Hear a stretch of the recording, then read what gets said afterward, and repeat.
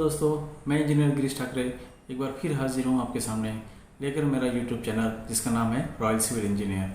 दोस्तों, आज का वीडियो थोड़ा सा अलग है। आज मैं आपको एक्सप्लेन करने वाला हूँ how to read construction RCC drawing.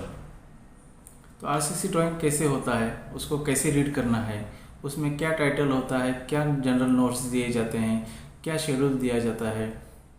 जब भी आप कभी साइट पर स्लैब चेक करने के लिए जाएंगे तो बीम डिटेल्स कैसे चेक करना है, ये मैं आपको आज ड्राइंग के ऊपर समझाऊंगा। दोस्तों, पहले मैं आपको एक वीडियो दिखाऊंगा जिसमें पूरा आरसीसी ड्राइंग का एक वीडियो रहेगा, उसको आपको देखना है। उसके बाद एक एक पिक्चर के माध्यम से, इमेजेस के माध्यम से आपको समझाने की कोशिश की है। तो दोस्तों, अगर आप मेरे चैनल पर नए हैं तो मेरे चैनल को सब्सक्राइब कर लीजिएगा, क्योंकि मैं हर रोज़ एक नया वीडियो लाता हूँ जो कि होता है सिविल इंजीनियरिंग के बेसिक नॉलेज के रिलेटेड। उम्मीद करता हूँ आपको वीडियो पसंद आएगा। तो दोस्तों, शुरू करते हैं आज का वीडियो। तो दोस्तों, ये है वो आरसीसी ड्राइंग जिसके ऊपर मैंने वीडियो बनाया है। तो आरसीसी ड्राइंग में क्या क्या देखना है, टाइटल में क्या होता है, क्या लिखा होता है, फॉर एग्जीक्यूशन का मतलब क्या होता है, ये सब मैं आज आपको डिटेल में बताने वाला हूँ। पूरा आरसीसी का ड्राइंग, ये एक स्लैब का ड्राइंग है जो कि हमने टाइटल में देखा, 3rd फ्लोर का स्लैब है, उसका ड्राइंग है। तो वहाँ पे क्या क्या दिया होता है, ये सब जो है typical details of the beam. दोस्तों, यहाँ इसके मैंने इमेजेस निकाले हुए हैं, तो प्रॉपर तरीके से आपको वो एक्सप्लेन करने वाला हूँ। ये देखिए, ये बिल्डिंग का लेआउट है। यहाँ पे दिया हुआ है सब बीम नंबर, स्लैब मार्किंग दिया हुआ है, बीम का मार्किंग दिया है, कॉलम्स ग्रिड दिख रहे हैं हमको, एलिवेशन कैसे काटा है वो दिखाई दे रहा है। यहाँ पे देखिए फ्रेमिंग प्लान दिख रहा है हमको। ये सब मैंने इसके इमेजेस लेकर आपको एक एक डिटेल एक्सप्लेन करने वाला हूँ। ये देखिए, नोट्स फॉर बीम दिया हुआ है। यहाँ पे एक सेक्शन काट कर दिखाया हुआ है कि स्टीरअप्स कहाँ आएंगे। ये schedule details of the beam दिखाया है। ये सब मैं आपको डिटेल में जानकारी आगे देने वाला हूँ। दोस्तों, तो वीडियो बहुत इंटरेस्टिंग होने वाला है। आरसीसी के ऊपर, आरसीसी ड्राइंग्स के ऊपर है। ये देखिए, ये डिटेल्स में बताऊँगा कि ये बीम नंबर में क्या दिया हुआ है, कौन सा स्टील दिया है, स्पेसिंग क्या है और कैंटिलीवर क्यों दिया हुआ है। उसके बाद ये सब और भी है जहाँ पे कौन कौन से सेक्शन रेफ़र करने के लिए बोला गया है। यहाँ पे देखिए, अगर आप लेफ्ट में देखेंगे तो संकन का डिटेल्स दिया हुआ है। दोस्तों, आज पहली बार मैंने ऐसा एक अलग से ड्राइंग बनाया है जो बिना स्लाइड के है। ये मैंने कुछ पिक्स क्लिक किए थे ड्राइंग से, तो आपको इसके बारे में मैं डिटेल्स जानकारी दूंगा। थोड़ा सा वाइट पेपर मैंने रखा है प्राइवेसी मेंटेन करने के लिए, प्रोजेक्ट का डिटेल्स, क्योंकि ड्राइंग पुराना है। दोस्तों, यहाँ पे क्लाइंट का नाम लिखा होता है, आर्किटेक्ट कौन है, जॉब है, टाइटल है। तो टाइटल में आपको दिख रहा है 3rd फ्लोर लेवल का, RCC details of 3rd floor level. उसके बाद दोस्तों, किसने ड्राइंग बनाया है, उसका नाम होता है, उसका सिग्नेचर होता है, स्केल क्या मेंटेन किया है, कौन से डेट पे ड्राइंग बनाया हुआ है, ड्राइंग का नंबर कितना होता है, रिवीजन कितना है, ये सब हमें टाइटल बार से या टाइटल ब्लॉक से मालूम होता है। दोस्तों, तो आगे देखते हैं। दोस्तों, मैंने फॉर एग्जीक्यूशन के नीचे रेड कलर के अंडरलाइन की है। फॉर एग्जीक्यूशन का मतलब होता है good for construction. GFC drawings करके भी आता है या वर्किंग ड्राइंग्स करके भी आता है। अगर ये स्टैम्प नहीं है, एडवांस कॉपी है, तो आपको सिर्फ रेफरेंस के लिए वो ड्राइंग यूज़ करना है, उसके हिसाब से काम नहीं करना है। जब तक आपके पास फॉर एग्जीक्यूशन या फिर जीएफसी ड्राइंग नहीं आता है, तब तक आपको काम उसके हिसाब से काम शुरू नहीं करना है। दोस्तों, और आपको रिवीजन भी चेक करना है, लेटेस्ट रिवीजन ही यूज़ करना है। दोस्तों, चलते हैं अगली इमेज में। ये है स्लैब शेड्यूल। तो वहाँ पे आपको स्लैब का मार्किंग दिया होता है, S1, S2, S3, ये स्लैब के मार्किंग होते हैं। वहाँ पे स्लैब का थिकनेस दिया होता है। दोस्तों, तो आपका स्लैब का थिकनेस कितना है वो वहाँ पे मेंशन होता है। उसी के साथ स्टील का डिटेल दिया होता है, शॉर्ट स्पैन में कौन सा है, लॉन्ग स्पैन में कौन सा डाया का बार रहेगा, सेंटर टू सेंटर कितना डिस्टेंस रहेगा, बेंटअप बार्स रहेंगे नहीं रहेंगे, 2 वे कौन सा स्लैब है, बॉटम में कौन सा स्लैब रहेगा। अगर ज़्यादा आपको स्लैब का थिकनेस है तो वहाँ पे बेंटअप बार यूज़ करना है नहीं करना है, वो सब स्लैब शेड्यूल में दिया जाता है। वैसे आप अगर नीचे देखेंगे तो एच बी डिटेल लिखा हुआ है। एच बी मतलब हिडन बीम। तो हिडन बीम मार्क दिया होता है कहाँ कहाँ पे हिडन बीम आने वाला है, उसकी विड्थ कितनी रहेगी, डेप्थ कितनी रहेगी, ये सब मेंशन होता है। वो हिडन बीम में बॉटम स्टील कौन सा डालना है, टॉप का स्टील कौन सा डालना है, स्टीरप्स कितने का सेंटर टू सेंटर रहेगा, वो सब डिटेल दिया होता है दोस्तों आरसीसी ड्राइंग में। उसी हिसाब से हमको स्लैब चेक करना होता है, रिइंफोर्समेंट करनी होती है। तो दोस्तों थोड़ा इमेज क्वालिटी पुअर हो सकती है, तो आप वीडियोस पॉज करके स्क्रीनशॉट ले सकते हैं और जूम करके डिटेल ले सकते हैं। तो दोस्तों चलते हैं अगली इमेज पे। देखिए दोस्तों, ये स्लैब का फ्रेमिंग वर्क है, स्लैब का ड्राइंग है। तो जैसे हमने प्रीवियस इमेज में देखा था कि स्लैब का मार्किंग किया होता है, स्लैब का थिकनेस दिया होता है, तो यहाँ पे आपको S1, S2, S3 के स्लैब दिख रहे हैं। हाँ, कॉलम का मार्किंग दिख रहा है, बीम्स नंबर दिख रहे हैं, कटआउट कौन सा छोड़ा हुआ है वो दिख रहा है। दूसरी इमेज में उसके नीचे का पार्ट दिखाया है, जैसे आपने वीडियो में देखा कि एक पूरी बिल्डिंग है। ये मैंने फ़ोटो अच्छे से आपको दिखने के लिए 2 पार्ट में बिल्डिंग को डिवाइड किया है। तो यहाँ पे भी आपको स्लैब की मार्किंग दिख रही है, स्टेयरकेस दिखाई दे रही है। तो पहले आपको पूरा ड्राइंग समझना होगा, एक एक डिटेल्स देखना होगा। बीम नंबर 1 से लेके पूरा आखिरी बीम तक कहाँ पे है, स्लैब कहाँ से स्टार्ट हो रहा है, केयरफुली आपको ड्राइंग रीड करना होगा। चलते हैं नेक्स्ट स्लाइड की तरफ, जनरल नोट्स। तो दोस्तों जनरल नोट्स बहुत इंपॉर्टेंट होते हैं, आपको आरसीसी ड्राइंग्स में ये हमेशा देखने मिलेंगे। आरसीसी कंसल्टेंट जो होता है आपको जनरल नोट्स में ये सब डिटेल्स मेंशन करता है। तो दोस्तों जनरल नोट्स के पॉइंट्स मैं बताता हूँ। All dimension are in mms and level in metres. तो ये आरसीसी कंसल्टेंट ने यहाँ पे क्लियर कर दिया होता है कि जो भी डायमेंशन उसने दिए हैं वो सब एमएम में है और लेवल जो भी है वो मीटर में है। नेक्स्ट पॉइंट है उनका, read this drawing along with latest architectural drawing. Latest architectural drawing के हिसाब से ही आपको इसको कंसिडर करना है। इसीलिए बोला था मैंने कि ड्राइंग रिवाइज है कि नहीं है वो सब चेक करना है, लेटेस्ट ड्राइंग के ऊपर ही आपको काम करना है। All steel shall be medium tensile steel, TMT जिसको बोलते हैं, conforming to IS 432 unless note otherwise. तो यहाँ पे आरसीसी कंसल्टेंट ने क्लियर किया है कि आपको TMT स्टील यूज़ करना है, जो कि IS 432 के हिसाब से कंफर्म किया है। अगर इसके अलावा कुछ है तो वो आपको नोट्स में प्रोवाइड किया जाएगा। क्लियर कवर यहाँ पे दिखाया है दोस्तों, clear cover shall be as follow. ये आरसीसी कंसल्टेंट ने हमें क्लियर कवर दिया होता है, आपको फॉलो करना होता है। कॉलम के लिए 40 mm एंड 30 mm है, बीम के लिए टॉप और बॉटम में 25 mm का, बीम साइड कवर 20 mm और स्लैब के लिए 15 mm का। तो दोस्तों आरसीसी कंसल्टेंट ने कितना कवर रखना है, क्लियर कवर, वो भी मेंशन किया होता है।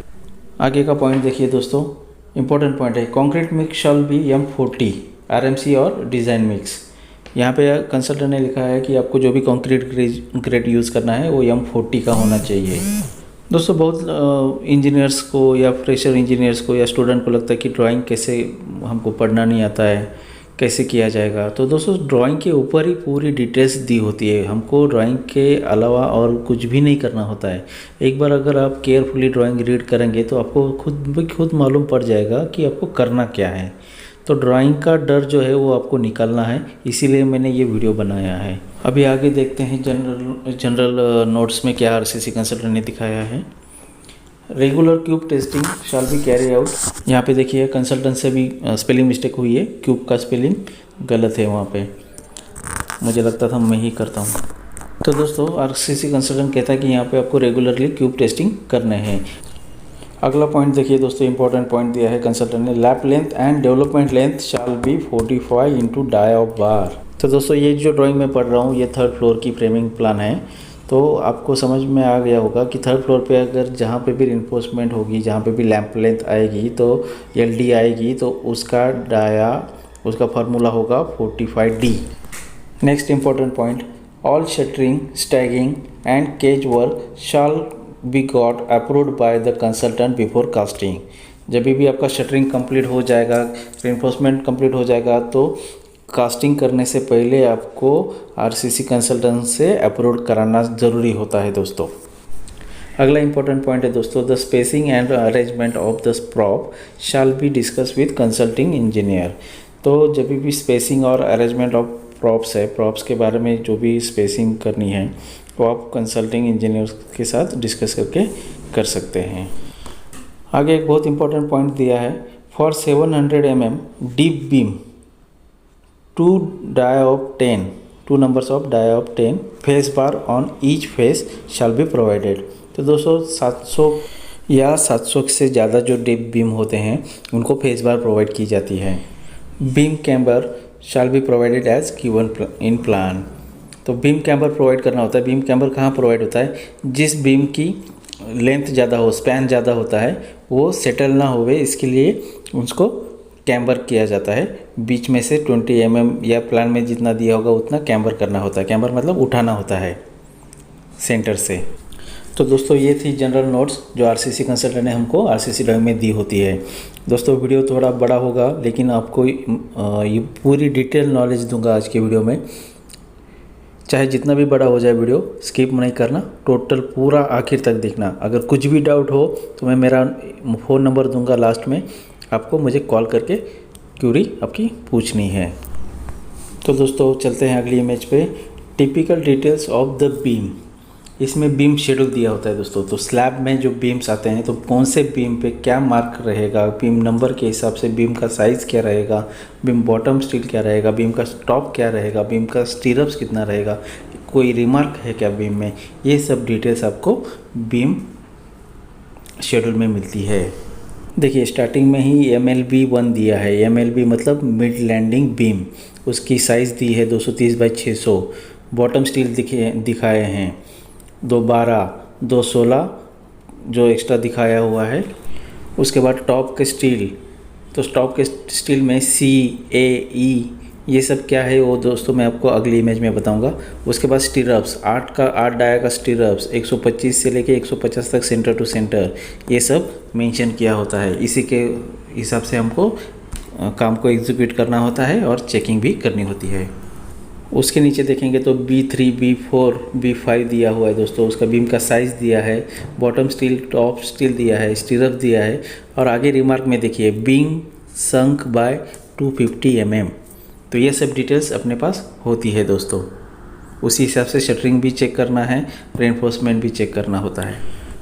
तो दोस्तों चलते हैं अगली इमेज में। वहाँ पे आपको बताऊंगा कि B3, B4, B5 कहाँ पे प्लेस है।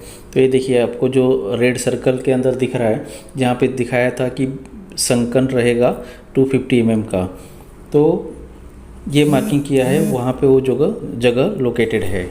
तो दोस्तों सारी डिटेल्स ड्राइंग में ही है। आपका डर निकालने का मेरा आज का ये वीडियो है और ये मैं आपके दिल से डर निकाल के रहूँगा। चलते हैं अगली इमेज की तरफ। Notes for slab. तो यहाँ पे आरसीसी कंसल्टेंट ने स्लैब के लिए नोट्स दिए होते हैं, वो हमको फॉलो करने होते हैं। इन slab alternate bottom bars in both direction shall be bent up at L/5 distance in an adjustment span. तो ये नोट्स आपको फॉलो करनी होती है। अल्टरनेट पे आपको बेंट अप बार डालना है L/5 के हिसाब से, ये हमेशा आपको ध्यान में रखना है। The edge of the slab bars shall be given L bent of 75 mm। बहुत इंपॉर्टेंट पॉइंट है दोस्तों। बहुत जगह पे फिटर जो होते हैं वो यहीं पे गलती कर देते हैं या काम बचाने के चक्कर में ये L नहीं करते हैं।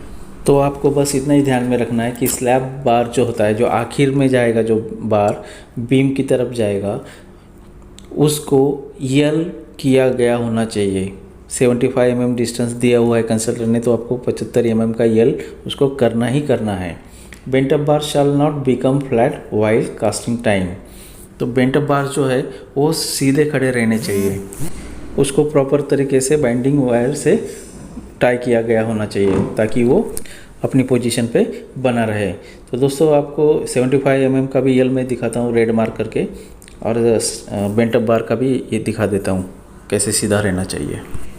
तो आगे चलते हैं दोस्तों नेक्स्ट इमेज की तरफ। Notes for beam. तो स्लैब की तरह ही नोट्स फॉर बीम दिए होते हैं आरसीसी कंसल्टेंट द्वारा। तो इसी में जैसे मैंने आपको बताया था E, A और C के बारे में। E होता है extra at end support, A होता है एंकरिंग बार अपना मेन बार, और C होता है एक्स्ट्रा एट इंटरमीडिएट सपोर्ट। तो उसी के हिसाब से जो स्टील का डिटेल्स दिखाया था वैसे ही प्लेस करना होता है। तो दोस्तों ड्राइंग बहुत इम्पोर्टेंट है। उससे ज़्यादा इम्पोर्टेंट है आपका ड्राइंग को पढ़ना और समझना। आप जितने केयरफुली बारीकी से ड्राइंग को पढ़ेंगे उतना ज़्यादा आपको ड्राइंग समझ में आएगा। तो ड्राइंग का डर आप दिल से निकाल देना। जब भी आप साइड पे जाओ ठंडे दिमाग से आपको ड्राइंग को देखना है और कुछ भी नहीं करना है। तो दोस्तों कैसा लगा आज का वीडियो? थोड़ा सा अलग मैंने कुछ ट्राई किया, बिना कोई पीपीटी के, बिना कोई पीडीएफ के, एक ड्राइंग के ऊपर आपको मैंने समझाने की कोशिश की है। अगर वीडियो पसंद आया होगा तो ज़रूर लाइक करिए। आप मुझे कमेंट्स करके भी आपको कौन कौन से टॉपिक के ऊपर वीडियो चाहिए वो आप मुझे सजेस्ट कर सकते हैं। तो दोस्तों जल्दी मिलेंगे एक नए वीडियो के साथ, तब तक के लिए धन्यवाद।